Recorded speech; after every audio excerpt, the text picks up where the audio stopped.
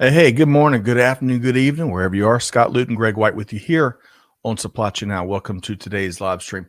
Gregory, how are we doing? Very good, Scott. Hey, I want to share something. I am at this little event here.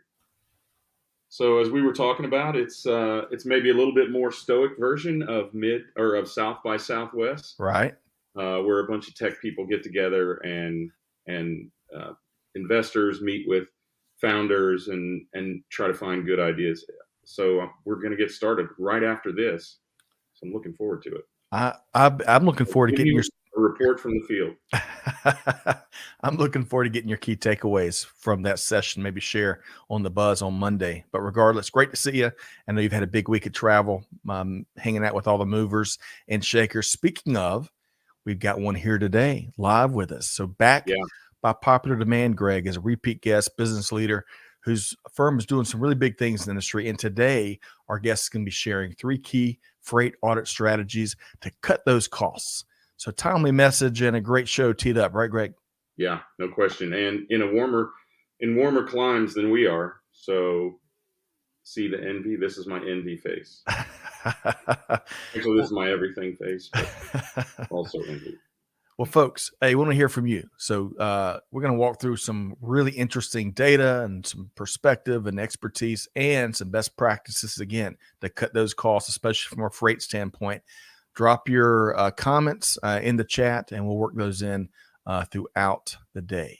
So, Greg, with no further ado, we'll say hello to a few folks as folks hit the lunchtime live stream here today. But with no further ado, I'm going to welcome in our guest today. You ready to go? I am ready.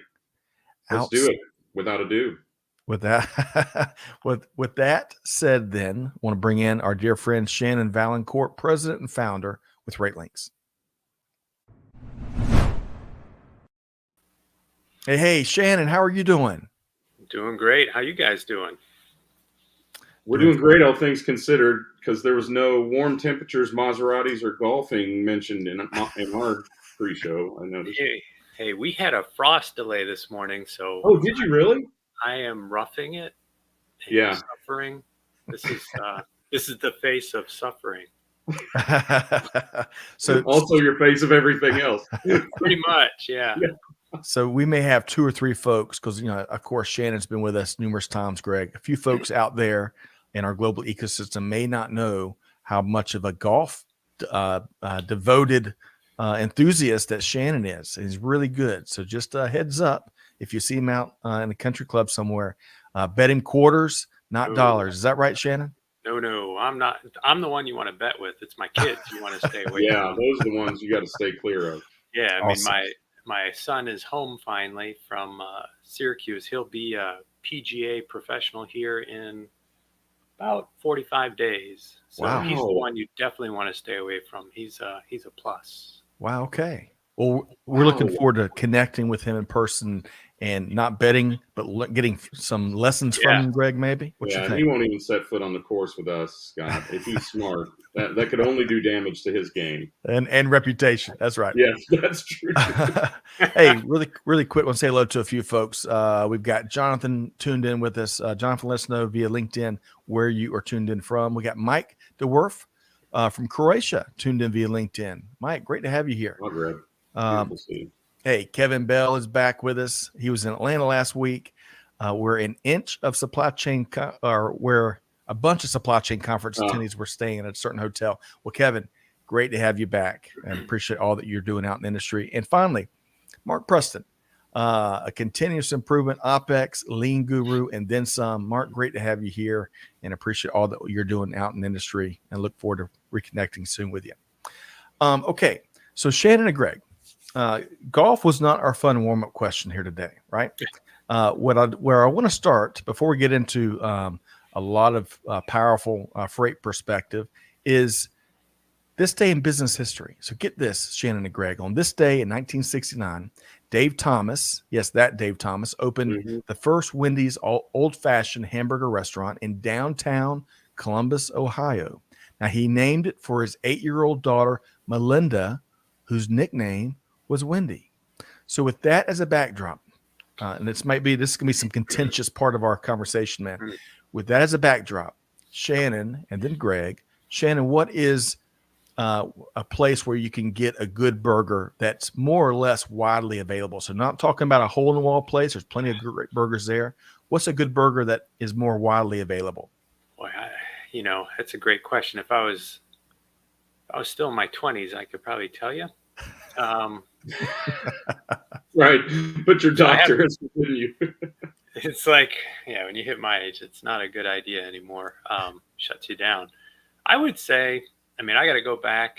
I'm going to go back. So I've had the pleasure of working at McDonald's, Hardee's, and A&W. As a matter of fact. And so I go back to those days, and I would say probably Hardee's, just from the nostalgia and that time frame. If it's still good today, I don't know. It's not really my thing anymore. Okay. But, I'd have to go back to Hardee's if I'm going back to the days when I would consider myself more of a burger connoisseur. Okay, that's a good one. And I'll tell you, I know you were sharing things with us pre-show about Dave Thomas.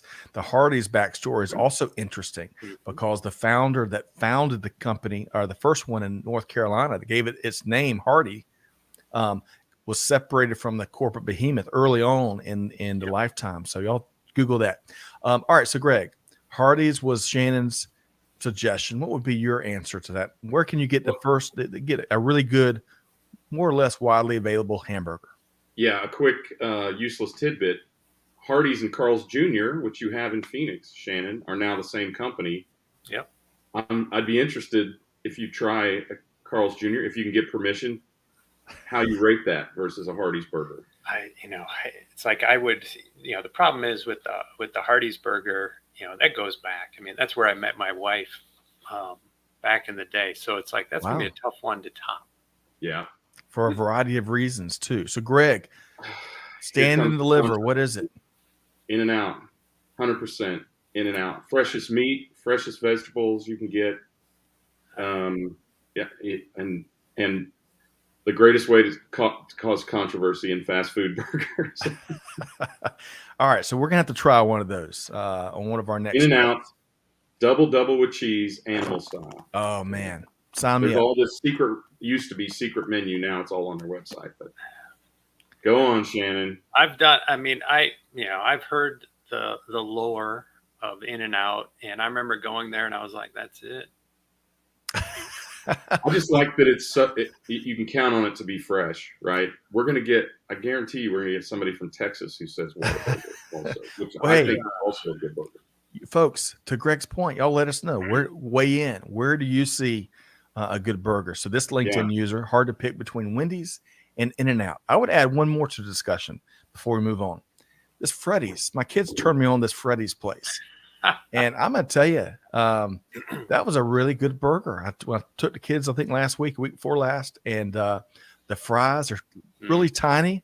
They're not McDonald's fries, Greg and Shannon. We've caused quite a turmoil last time we talked about the best fries. Yeah, but anyway, y'all check out Freddy's. What's that, Greg? I said we shouldn't even go towards fries. So Freddy's is also from Wichita, Kansas. Ah, okay, man. And it's a chain version of a really, really good burger stand in Wichita, which I will not name because it's top secret. Okay. All right. So a few other folks weighed in, and then we're going to get down to business. So Cecil says In-N-Out, period. I love that. Mark says Ted's Bison Burger. I've had one of those before. That is a good burger, Mark. And Amanda, me and my son Ben love Whoppers from Burger King, but McDonald's French fries by a mile. For the win. For the win. That's right. And big thanks to Amanda, Chantel, and Clay for helping to make production happen today. Okay, so we got to get down to work. As much as I want to talk about burgers over the next hour or so. And by the way, Clay says Five Guys, not too shabby. That's a really good burger. Agreed. Not too cheap either. Yeah, not too cheap for that price.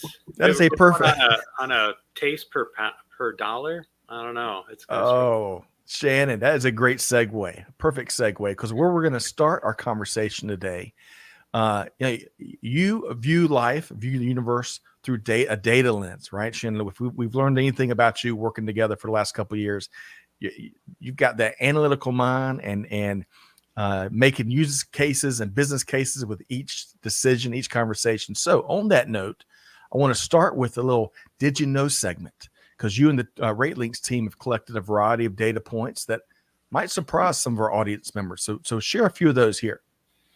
All right. So we did a little research here on freight audit and just a couple of tidbits we found.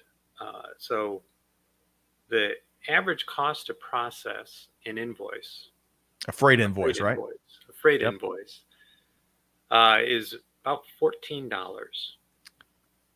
I would argue that I think it depends on the freight invoice. I think there are some that are even more.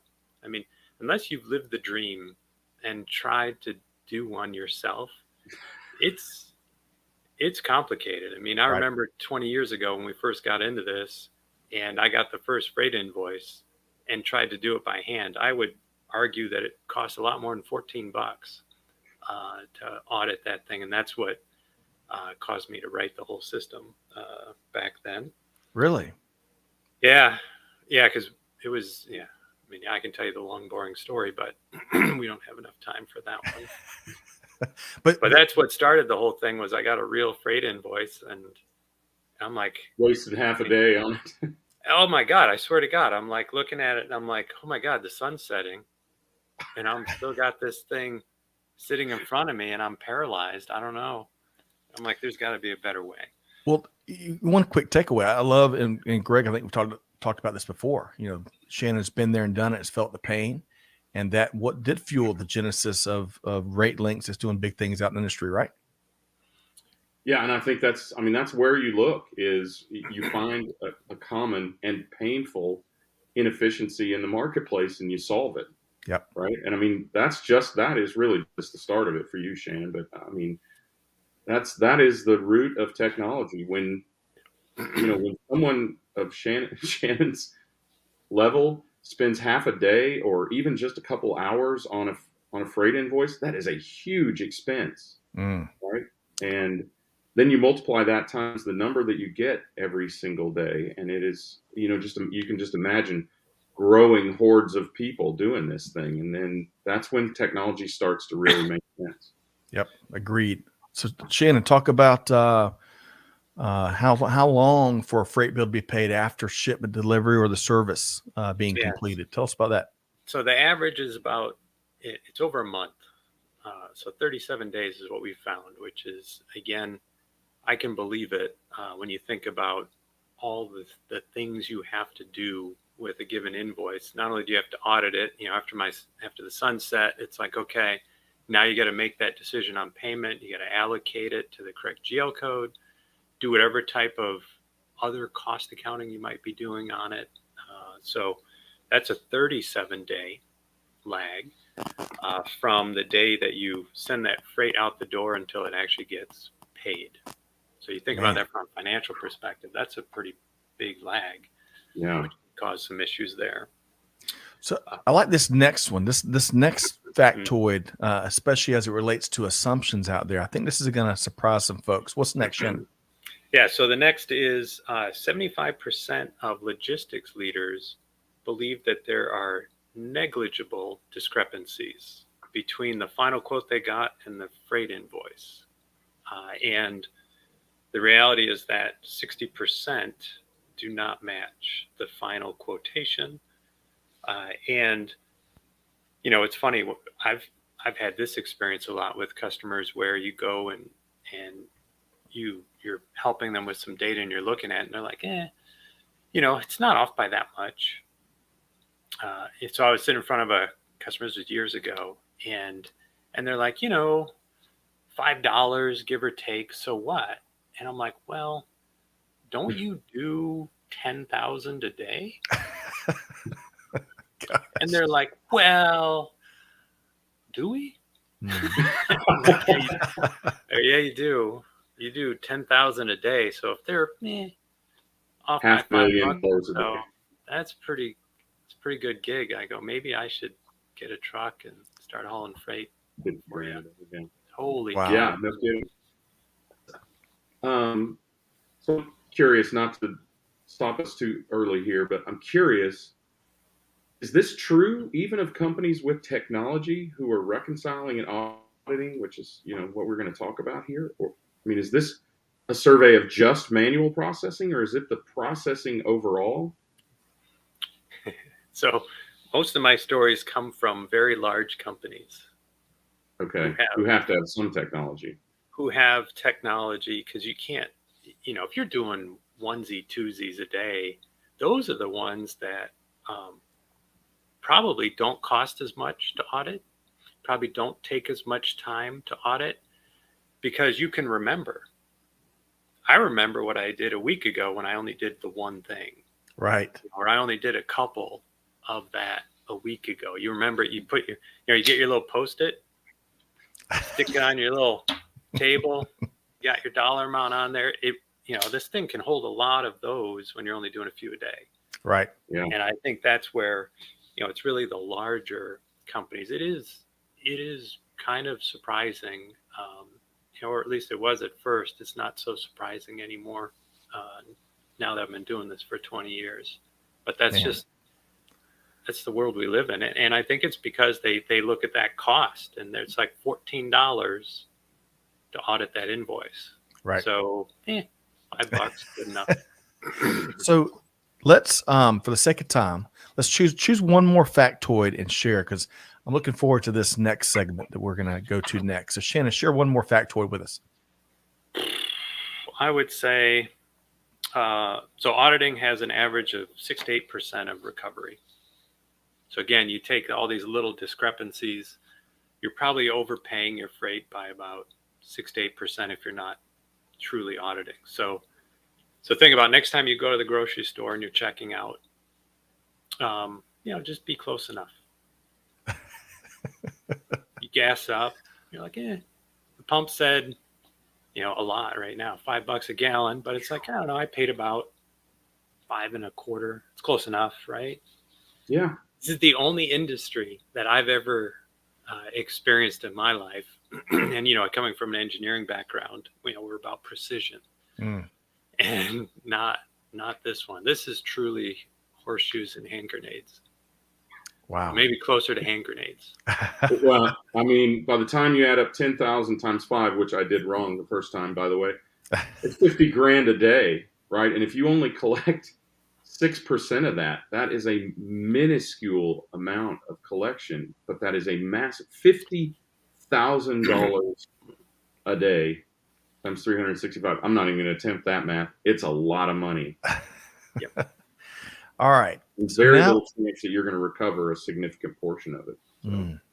So now, hopefully, if we've got your attention and we filled in your blind spots with some of those factoids there, because I bet a lot of folks, Shannon, you kind of gave some of those anecdotal conversations. I bet there's a lot of conversations like that playing out across industry. A lot of heads nodding out there right now. That's so true. Okay, so I want to move into this next segment. I'm looking forward to this one. We were talking pre-show. So up next, we're going to get Shannon's take on, stop, you're doing it all wrong. That's not how it's supposed to work. So Shannon, what are business leaders and organizations doing that they shouldn't be? Well, I'd say that the issue is they're dealing with a lot of things anecdotally. I see this a lot with not just freight and transportation, but just in business alone. You've got that anecdote of the one thing that just happened, and that's where they kind of hang their hat on things. So on the freight invoice and audit side, they may look at that one that happened that, oh no, I caught the big one.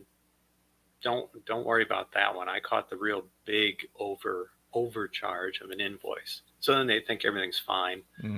And they're doing good. And I think that's where they kind of lose track of how things are going. You kind of get in that routine, and you have people who are just kind of locked in. And, all of a sudden now you've got a logistics person who's been hired to move freight is now responsible for auditing bills.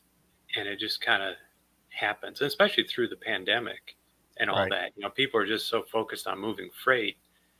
They were just trying to get stuff paid and out the door. And you had people doing multiple jobs at once. And I think that's the issue. It's like, what are you really trying to accomplish? We talk about data quality a lot at Ratelinx, and when we talk about data quality, the first thing that we always talk about is the data fit for its intended purpose? So if I'm doing freight audit, and so I'm a company, I've got my freight bills going through, what's the intended purpose of that data? Right. Is it to just pay the bill?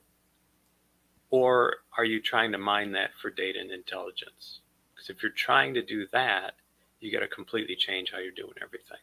Because you're not collecting what you should be collecting. You're not measuring it the way you should be measuring it. You don't have the level of scrutiny that you really need on it.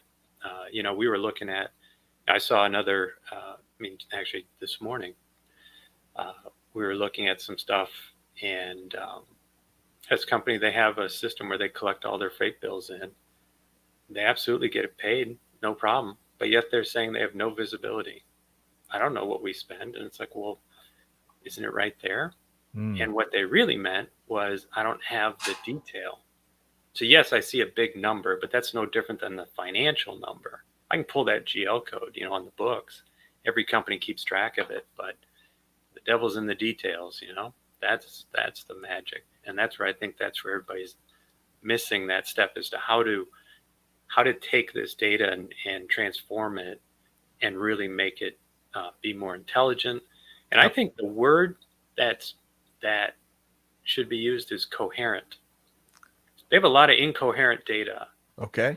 And I think that's the issue. You think about that, when you're, like those of us with kids, you wake your kid up in the middle of the night, he's all kind of groggy and out of it. He's very incoherent. Makes no sense. It's like, you're not making any sense. What do you need? What do you want? Wakes you up in the middle of the night. You're incoherent. Can't make good decisions. Right. And then companies wonder why that happens. Is because their data is not coherent. It's incoherent. All right, Shannon. And folks, just a minute. We're going to get into 3 best practices to really cut those costs, especially via freight auditing. But Greg, weigh in on that. I mean, Shannon shared, a lot of thoughts there. One of them was around having the right people in the right roles, right? Not making sure we got the right talent and the right seats on the bus, that proverbial phrase. And then, of course, that coherent data. I love that analogy, waking kids up in the middle of the night and giving them freight bills. But Greg, what did you hear Shannon say there? Well, data fit for the purpose, right, is the appropriate thing. And the most important thing you said, in my opinion, the devil's in the details. You need the detailed data that shows you where that $5 went, right? Because, we spent X on freight bills is one thing, but we spent X plus $5 on every freight bill is really important to find out. And then to find out that, we recovered, right? We recovered on that really, really big invoice that everybody took notice of.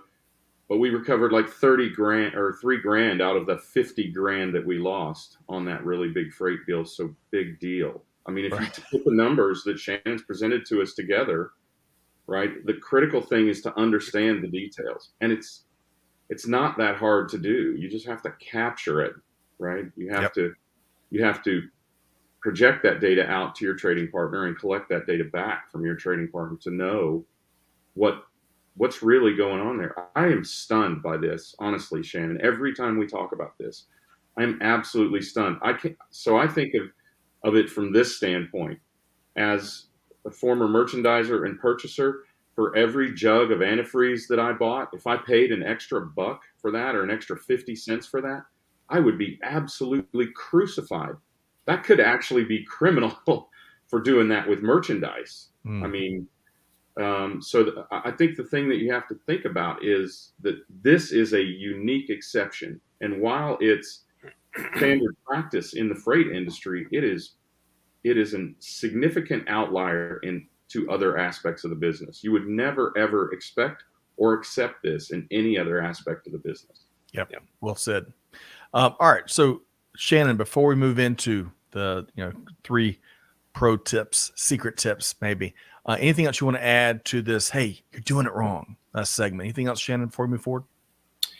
No, I think it's just, the bottom line is everyone has to think about it differently, and they have to have the thought process of there is a better way. It actually can be done the right way. You just have to, I think, have the want to do it. There's no technical stopping of it anymore. Those days are gone. No excuses. Is that why we fell into this sort of sloppiness? I don't know what else to call it, Shannon. Is because it was difficult to track or impossible or even obfuscated in terms of tracking before? Why is this pervaded for so long? My opinion is, when you have something, so we're talking about third grade math, first of all, not complex. There's no linear algebra. We're not doing any differential equations or integrals or anything like that. It's like this plus this times that, you have a discount. And I think what happened was, freight is thought to be this mystical thing out there. And then the freight bill comes in and it's supposed to be very complex. And, I don't know. That's a complex thing. And it's like, is it though? I don't think it's that complex. So I think they've just built up that voodoo out there. And just for whatever reason, everyone accepts it. It's like the generally accepted practice is that you get a freight bill and it's going to be off. I used to say there's 3 sure things in life, death, taxes, and a UPS rate change. And and you've been proven right again. And it shows my small parcel background, but there's really 4. I think there's 4 sure things in life now is that your freight invoice is going to be wrong. And what's changed in the last, I'd say 5 years, especially with the carriers, is that they don't mean to do it. They really don't want to do it. And they really do want it to be correct because it doesn't do them any favors either. And I think that's where that's changed. A lot of folks used to think that that's just the carriers trying to get one over on them. And it's like, no, they're not. They just made an honest mistake. And a lot of times it was because they either loaded the rates wrong because it's very, they have a lot of discounts and rules they got to load. And it's just the law of numbers. Every 9 keystrokes you make a mistake. So, or it's that they've got a rule in their pricing agreement that can't be automated, so somebody has to do it manually. Again, we talk about that being data driven and leveraging data, and it's like, we as people, when we make decisions, we're not as good as we think all the time.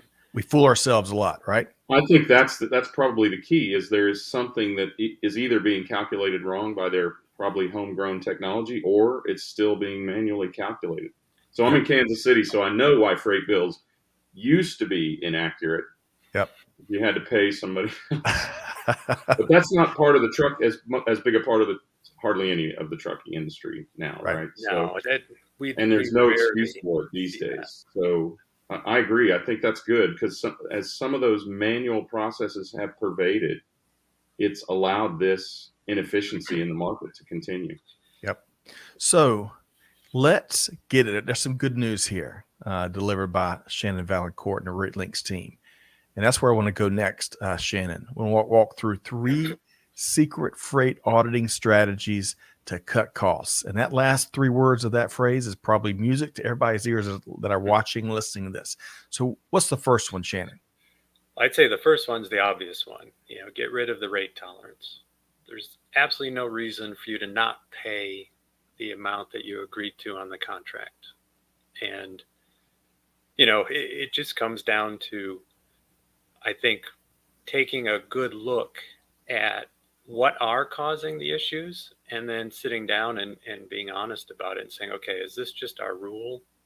Is very confusing. And that's where having a dialogue with the carrier will help answer that question. Because again, the carriers don't really want it to be wrong either. They want Right. it to be spot on, because what they want is they want to send you an invoice and get paid within terms.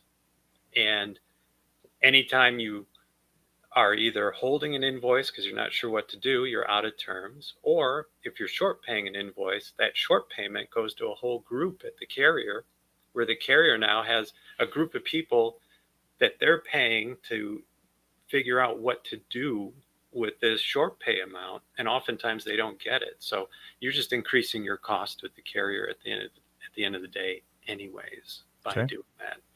So I think get rid of that rate tolerance. There is no such thing as it's not worth it. And there's a way to fix it, because the carriers will absolutely fix it. Okay. So Greg, we can't tolerate the tolerance anymore. Your thoughts on the first step here from Shannon? I mean, I feel like that.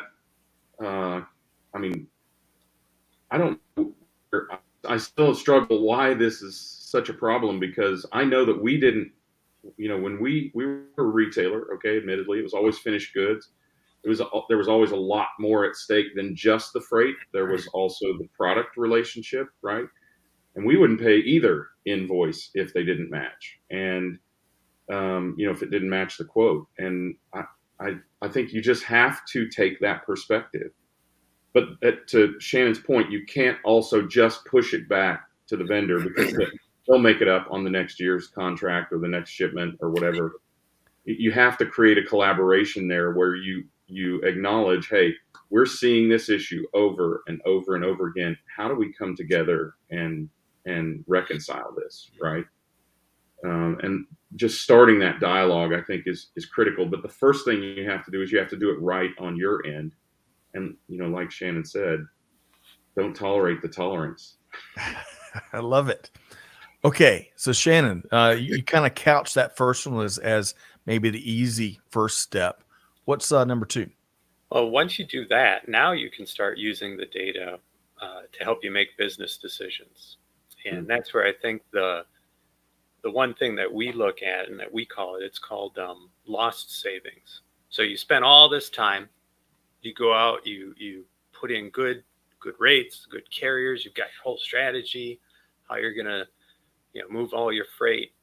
And then, how do you measure that to make sure that you're actually doing it? Because that's where you've run your analysis and you figure, I'm going to save X amount by doing this. Well, what if somebody's not following the rules? What if they just didn't get the memo? They just didn't get the new list. That's where the lost savings, by leveraging now this data, has no rate tolerance in it, by the way. So it's the exact amount. Then, invoice comes in, you re-rate it against your current rules. Did I follow my rules? If I didn't, what's the cost difference? That's savings I just lost because I wasn't optimal. And that's where now you start thinking about this rate tolerance. So let's pretend we didn't do step 1. Okay. We didn't do the rate tolerance thing.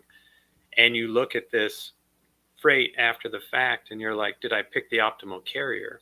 It's like, well, a couple of carriers are going to look cheaper, less expensive than that freight bill, because most of the time carriers are within a few dollars of each other anyways. So if I have a $10, seeing a $5, $10, $15, I've seen $20, $25 rate tolerances. That could be your top 3 or 4 carriers on a lane are all within that dollar amount. So you're like, well, why am I not saving money? And it's like, well, because your rate tolerance, 1, and then 2, you're not optimal either. So now imagine you're picking carrier number 2 or 3 from a rate perspective on your list, and then you're adding 10, 15, 25 more dollars to it.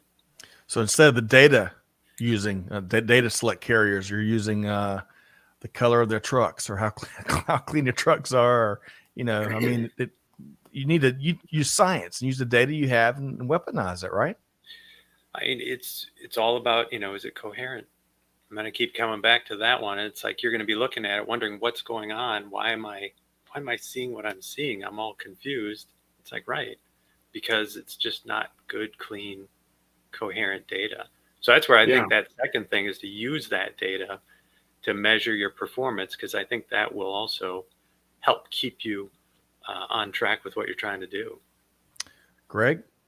You've got a distorted picture already because you allowed the rate tolerance, right? So you start to lose track of what your cost should have been right there, Yeah. right? Then if you pick the second or third carrier, you need to add the rate tolerance to the discrepancy between 1 and 3, let's say, and it's starting to get impossible to do that because of that tolerance. And you just go, this is what they charged me, we must have allowed that, or that's what the contracted rate was, or whatever.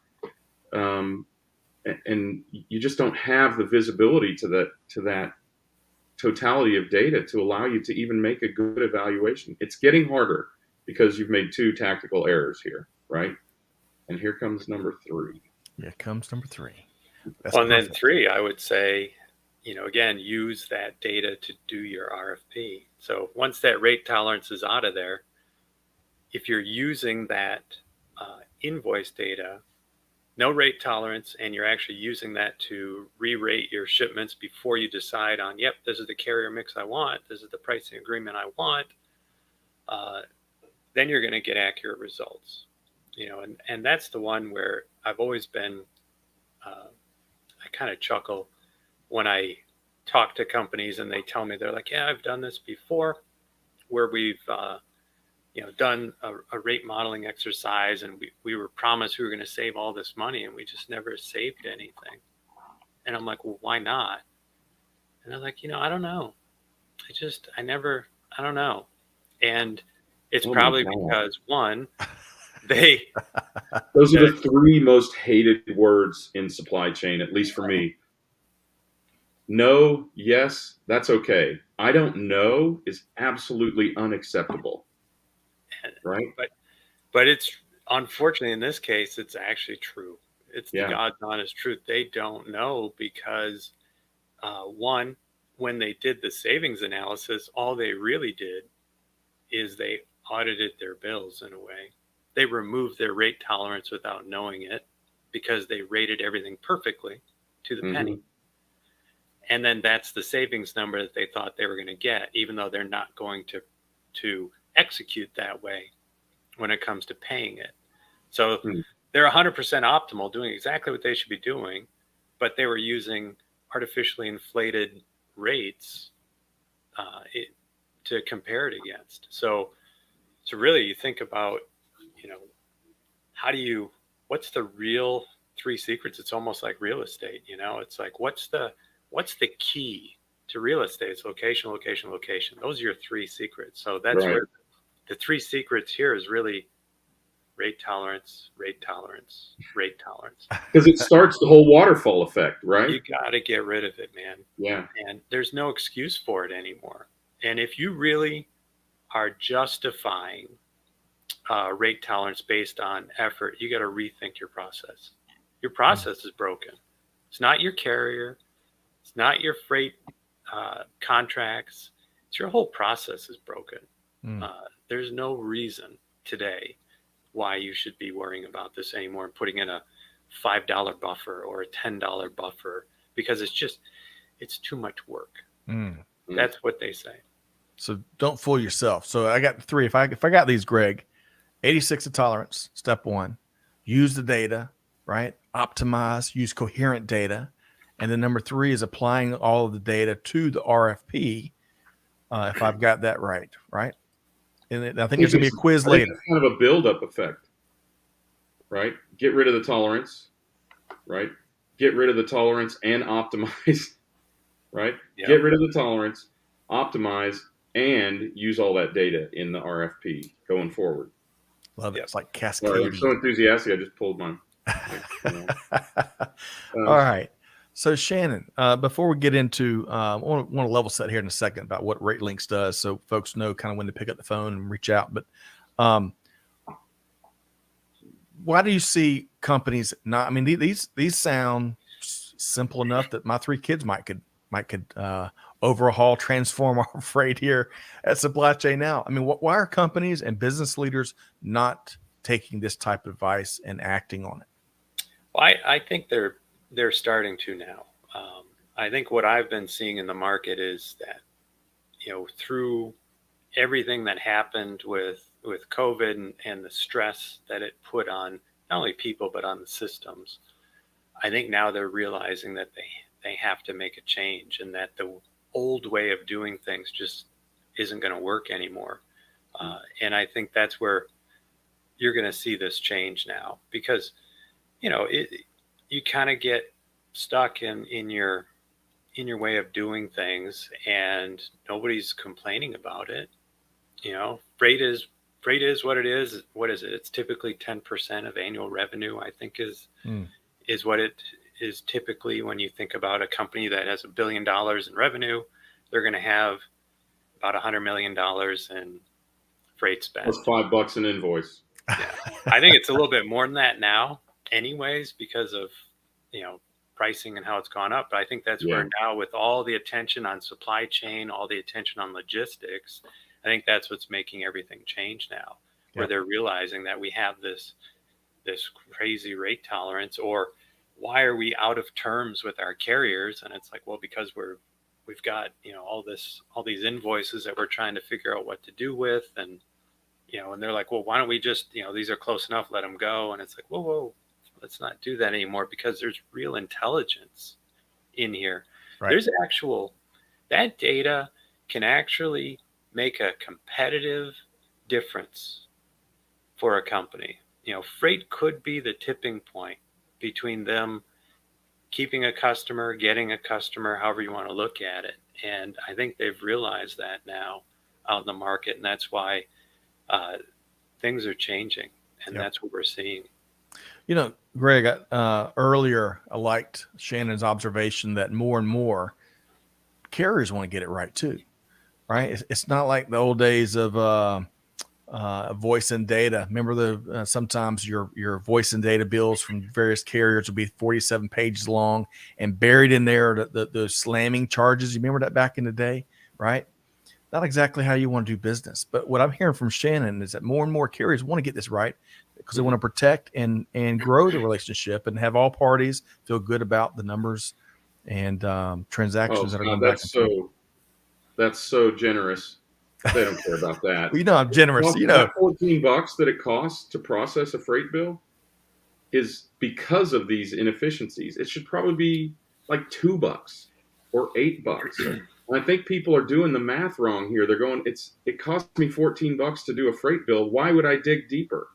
But some of that cost is because they're not doing it in an automated fashion, which would bring the cost down of processing every freight bill as well. And the truth is, for the carriers we all love our carriers, right? But the truth is, they are spending a ton of money to reconcile the invoices that get kicked back to them. That's what they ought to care about.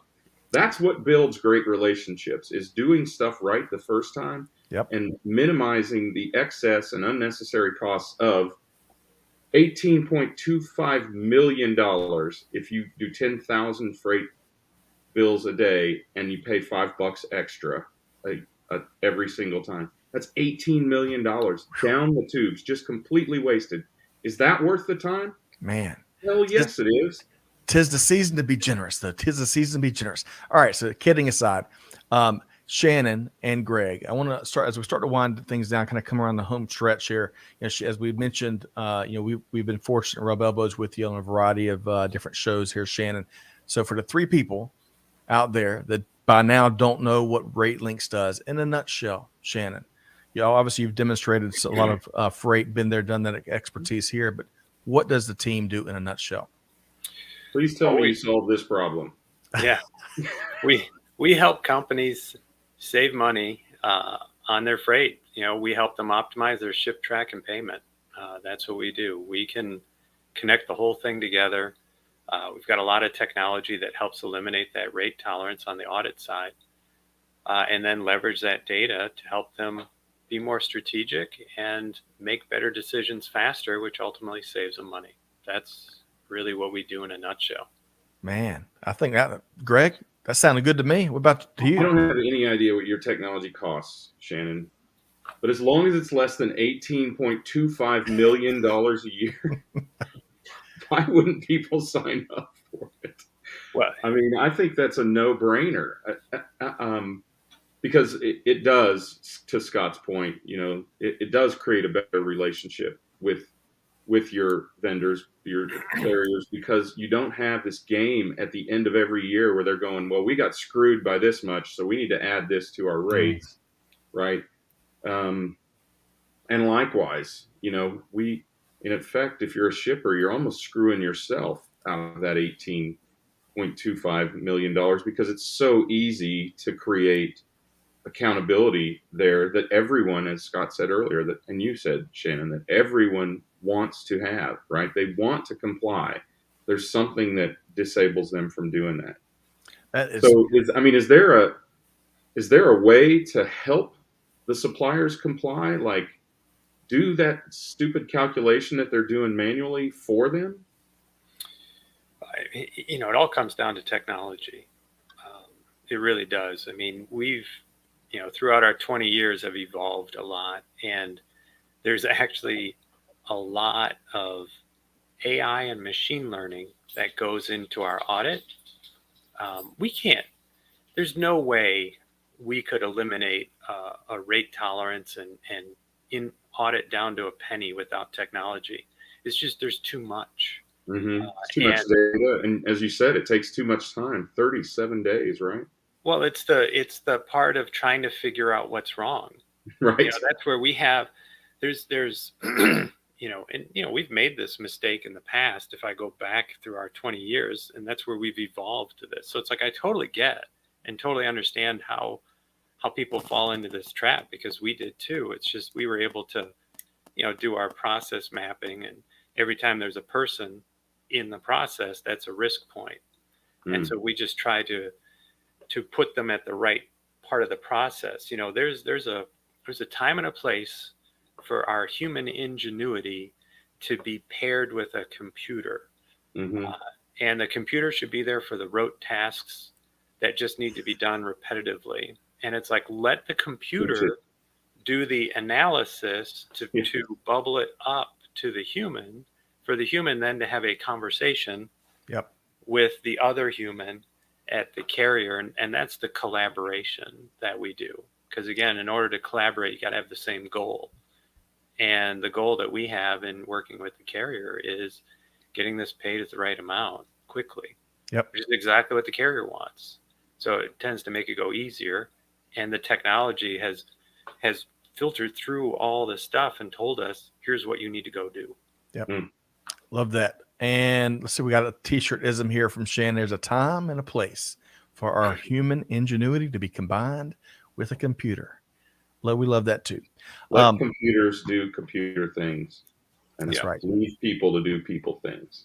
Right. Yeah. So you and the Ratelinx team have brought a compelling use case here, right? So don't take our word for it. Kick the tires, talk with Shannon, get to the bottom where the outcomes and results are. So tell us about this, where you've worked with this Fortune 100 organization to get these results. So walk us through this at a high level, and why should folks check out this use case, Shannon? I mean, they were the stereotypical problem that we're talking about. They had, lots of invoices. They couldn't figure out what the problem was. And it really came down to three things with them. And it's the same three things that we see everywhere. You've got carriers that just have some rates loaded wrong. Two, you've got some rules that are just confusing, not clear. And then three, their truckload mileage was just wrong. It's like, that's maybe a fifth sure thing in life. If you're doing truckload and you're getting invoice, your mileage is wrong. That's like the easiest one in the world for us. And it's just a matter of getting with the carrier and cleaning that up. But that's what we found with that Fortune 100. So we have dropped the link to that in the comments. Y'all can check this use case out. But I want to pull people's attention. I'm going to check it out. This less than 30 days to completion. Some of your earlier appearances with us, we've talked about kind of the ease of which your team, learns, assesses, learns, and then gets to work. Speak to that really quick, and then we're going to make sure folks know how to connect with you, Shannon.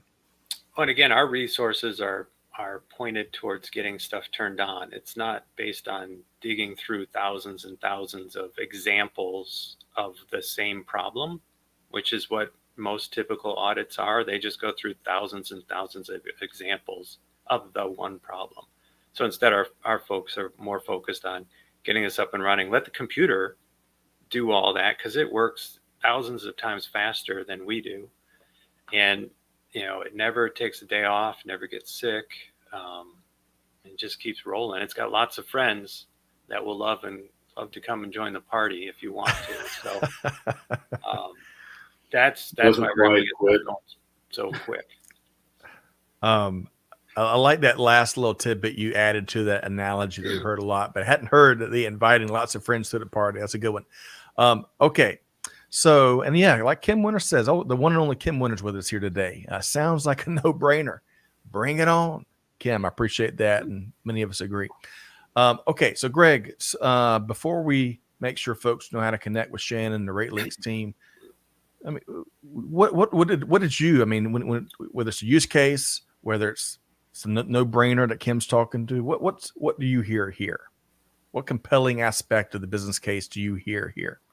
20 years, that's the compelling case that I hear, is that, I mean, we all know there are a ton of Johnny-come-lately systems that do this. There are tons of services companies that do this manually.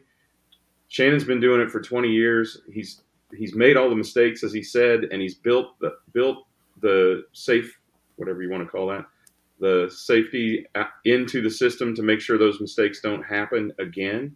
And he understands the dynamics and the business process and the problem that's created here.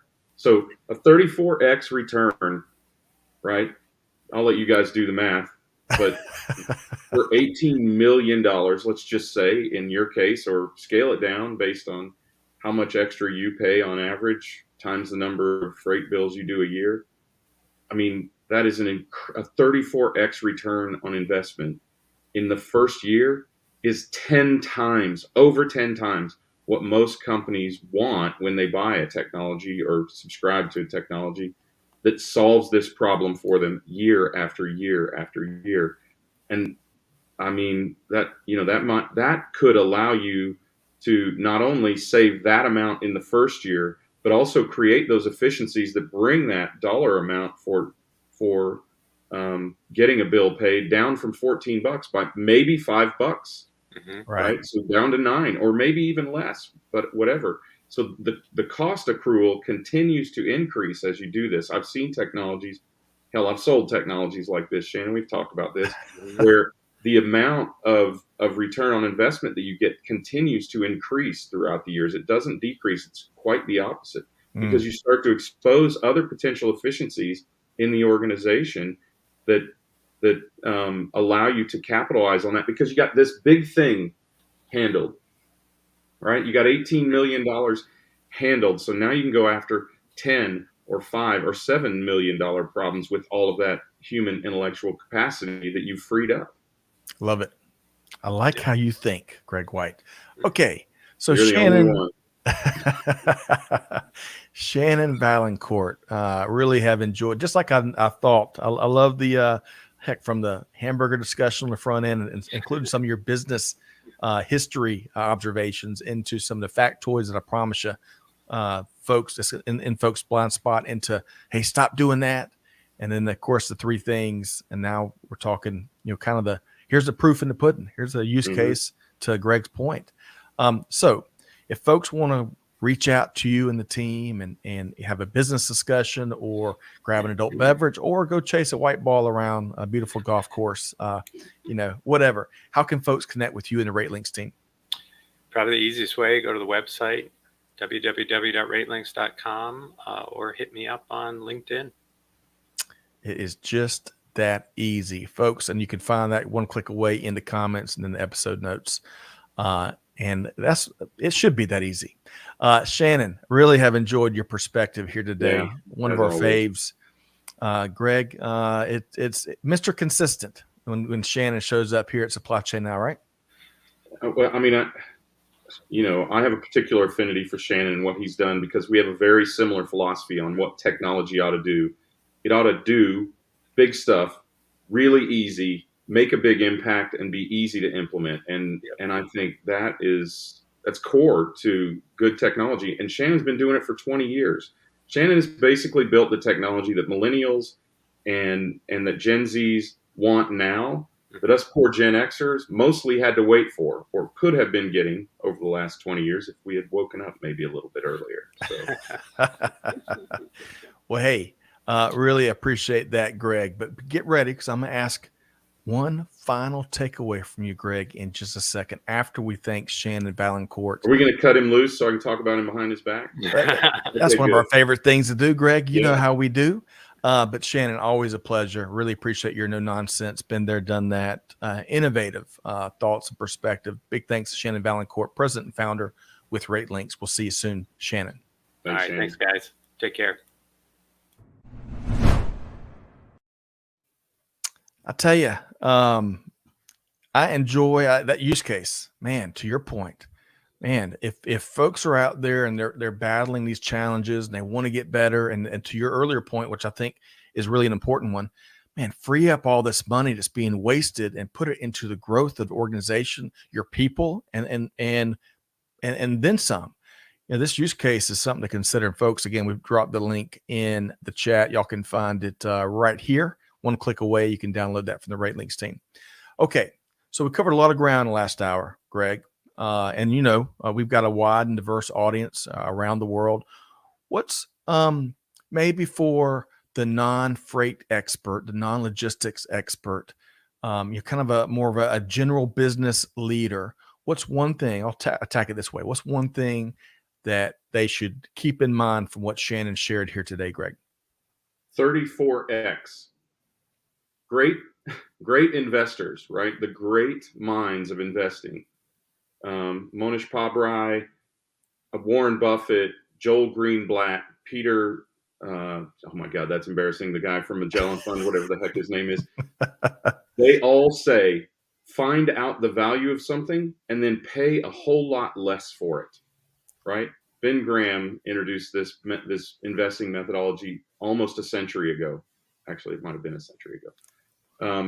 But if you find the value of something and you pay a lot less for it, that's a great return on investment. Whatever your number is, just imagine getting the return on the investment to save that number, even if it's just $1 million.